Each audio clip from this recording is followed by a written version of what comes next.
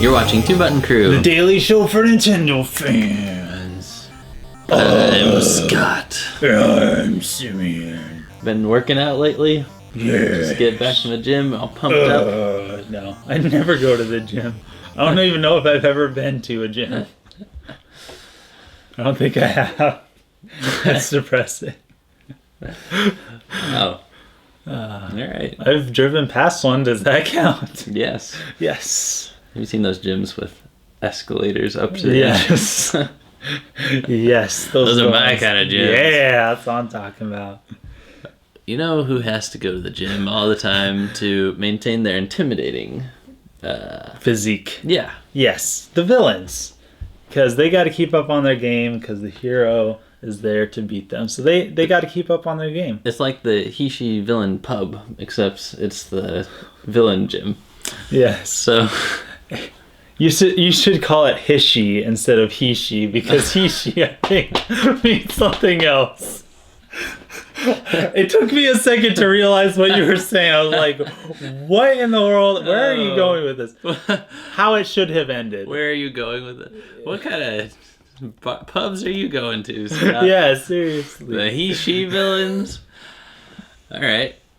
Oh my gosh. We're going to talk about the top 10 Nintendo villains. Yep.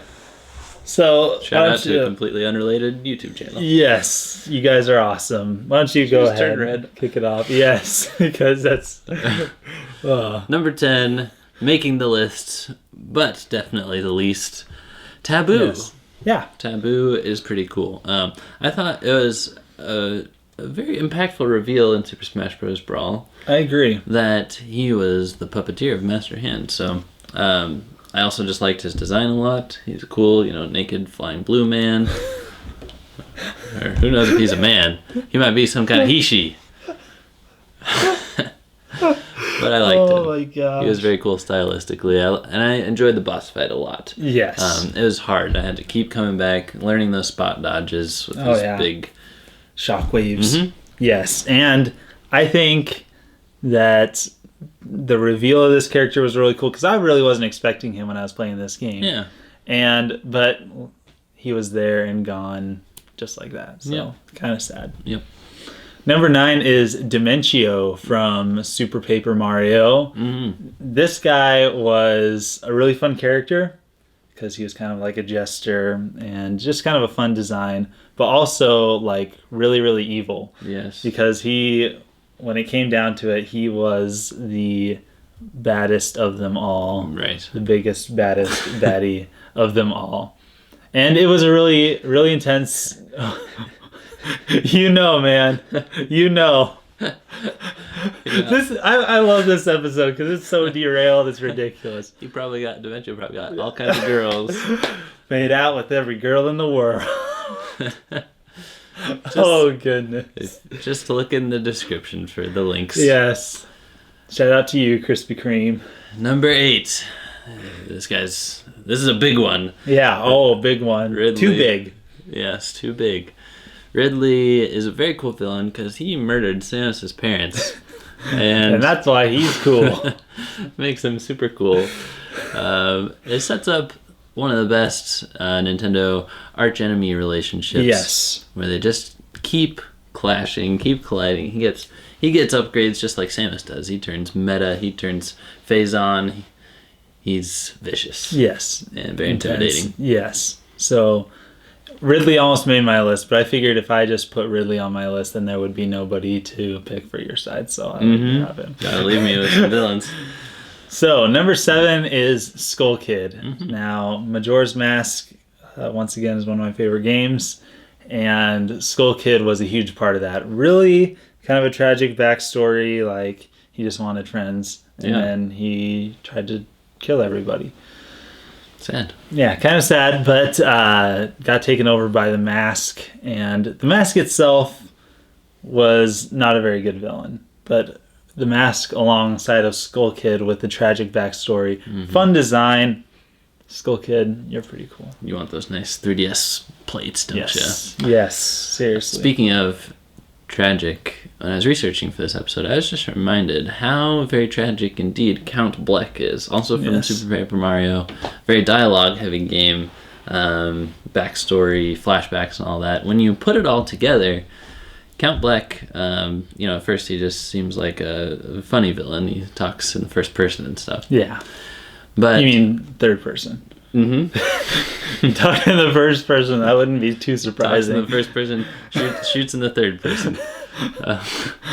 Well, he actually started out as Blumiere, and he had this romance, and then the romance was taken away from him, and when his girlfriend got turned into a butterfly. Yeah, so he experimented with magic, and then he was like taken over by the dark side of magic, and it consumed him, and it turned him into something he wasn't. So and then his son learned how to use the Force and came and destroyed. Wow, I just now put that piece together. But really talking about this, when does Star Wars come out? Is this the 18th? Okay. It comes out. We'll have an when episode 3 on that days. day. Okay, yeah. So this was one of the stories that I talked about. Is one of the few games where I actually cared about a Mario story. Yeah, definitely. And he made it. Good job, Count Bleck.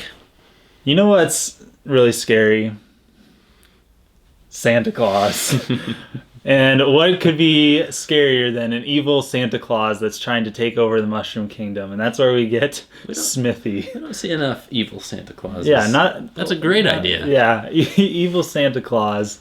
Yeah. Yeah, let's have more of those. But Smithy was a great villain. You didn't really get to directly see him until the end of the game, but you saw his effects all throughout the game. All these people talking about him, building up to seeing him, and entering through a gigantic sword being to go through this dungeon and finally fight against Santa Claus, which was Smithy, and then fight him again in what looks like the pits of heck. and like he has 3 or 4 different forms in which he transforms. Yikes. Multiple times throughout the fight into the other ones in some roundabout way, and it's just an awesome boss fight, an awesome boss, awesome villain, great build up, scary Santa Claus. You're on our list. Number 4, also my favorite number. Yes. 4 is a great number. Goes to the Aperoid Queen. Must sneak Star Fox Assault, or just place it proudly in this episode. Yes. Because the Aperoid Queen is a pretty cool villain. The Aperoid Queen, as we've mentioned before, was like able to possess like dead people, or not, or were they? Well, both. It was able to take living people and transform them into like part of herself, and only with much difficulty were they able to get them back. And these versions of like Pigma and Mr. MacLeod Sr. were terrifying. Yes, and General Pepper. Yes, that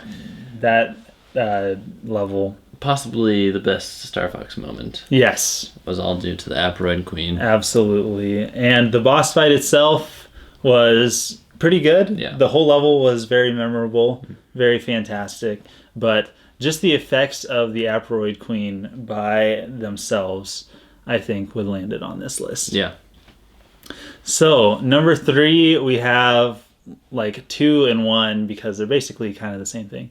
Metroid Prime and SAX. Now, Metroid Prime, we didn't just see in the first game. Most people think of it that way. Yeah, most people think of it as the weird ghosty thing, but we have it possessing Samus's Phazon suit. Yeah. And becoming Dark Samus for the next crazy 2 awesome. games. Yeah. And you might not have seen all of that depending on which ending of Metroid Prime you got. Right. So when you see Dark Samus in the sequels, that's Metroid Prime, and that's why the series is Metroid Prime, the trilogy is. Absolutely. Yeah. So fantastic villain, living long past its expiration date and staying alive, being one of those will not die characters like Ridley. And also, I put SAX on this list because that is one of the scariest things in any Nintendo game. Yeah. I just recently played through Metroid Fusion. Well, good job. But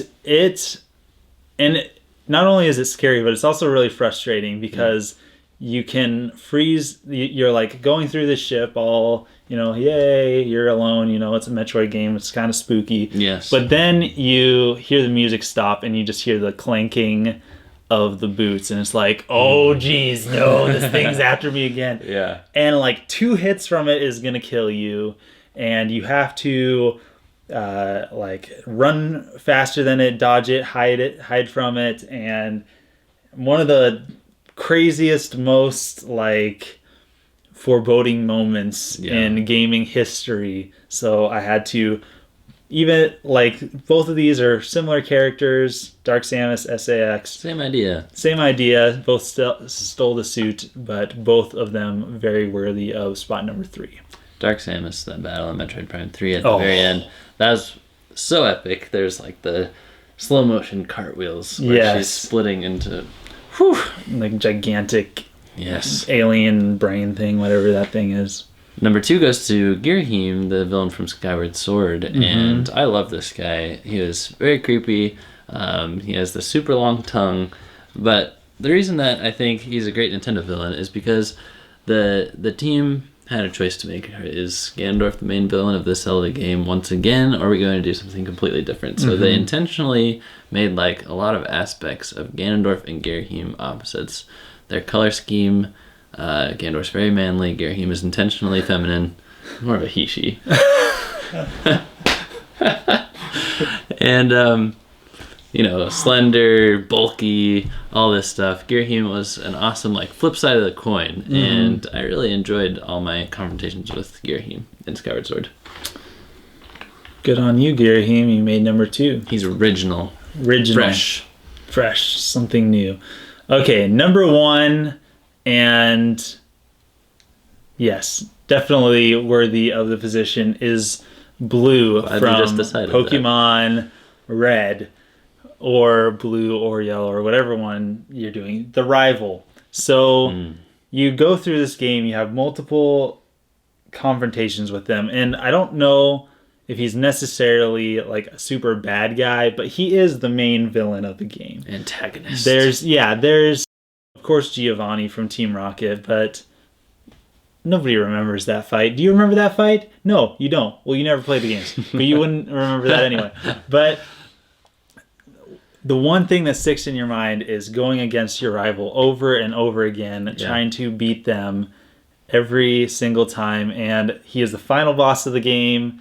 Definitely worth it up to that point. Definitely the hardest fight of the game. And you feel like the whole thing is building up to this one big crescendo at the end, and you feel so accomplished when it's over. So the whole rival mechanic in games is pretty cool. Like even in F-Zero, you're driving along and then you see a little arrow that says rival over one of the cars, and then all of a sudden you don't care so much about getting first place or passing whatever random car. You want to be in front of that one. Yes. So a lot of these are just like classic rival setups between the hero and this antagonist. So I think that's cool.